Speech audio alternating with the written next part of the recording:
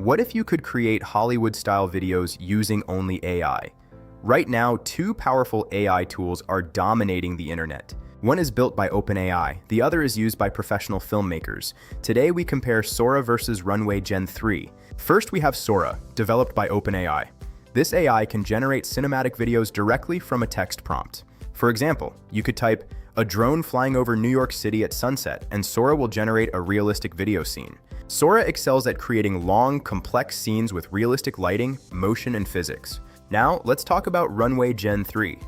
Unlike Sora, Runway is a complete AI video editing platform. Runway offers over 30 AI tools for editing, animation, and motion control, like the motion brush. This gives creators more control over how the AI moves things in the scene. That's why professionals love it. In summary, Sora is for cinematic storytelling, while Runway is for creative control and professional editing. In reality, most creators will use both. Subscribe to AI Money Mastery and tell me which AI tool should I compare next.